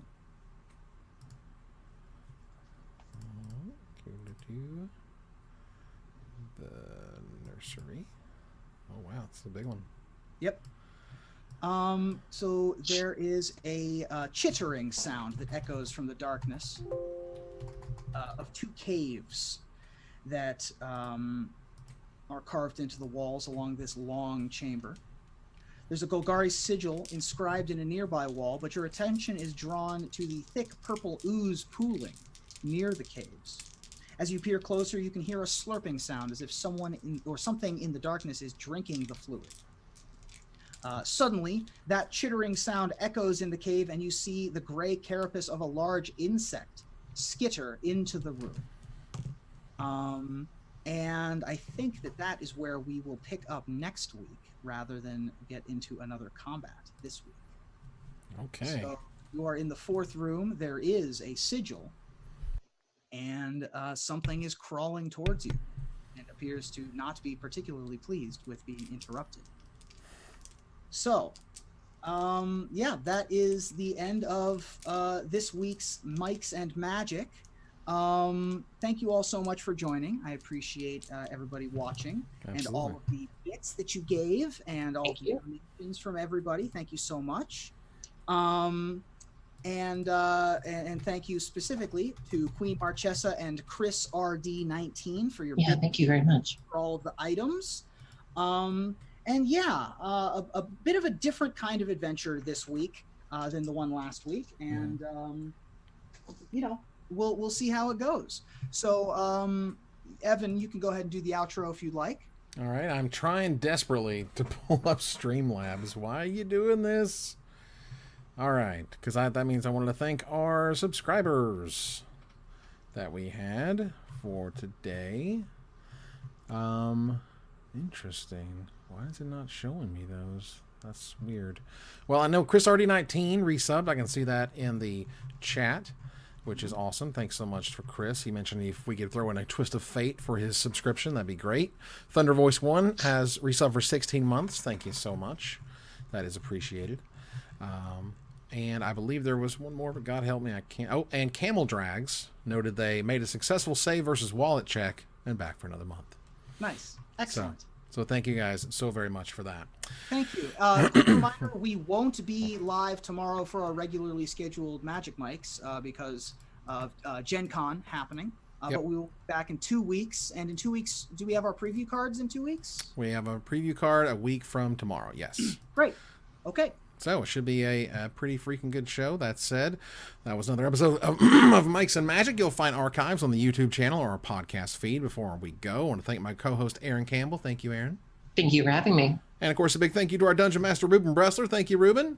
Thank you. See everybody in 2 weeks or in Indianapolis. One of the two. Absolutely. And we're going to go here to our final, into our Be Right Back slide, because it's all I got. Sorry. That said, I want to thank our sponsor, CoolStuffInc.com, our co-sponsor, CardHoarder.com, my co-host, Aaron Campbell, Ruben Bressler for being our DM, you guys for watching and listening, and I hope you support us at Patreon.com/MagicMikes. Follow, like, tweet, favorite, share, subscribe to everything social that tells people we exist. Catch us online at Twitch.tv at Magic Mikes, on Twitter at Magic Mikes Cast or Magic Mikes subreddit, and like the Magic Mikes page on Facebook. Talk to us privately at MagicMikesPodcast@gmail.com. Follow the audio-only podcast at MagicMikesPodcast.libsyn.com, or find us on iTunes and Spotify, or join us here in 2 weeks for another episode of Mikes and Magic. Good night, everybody.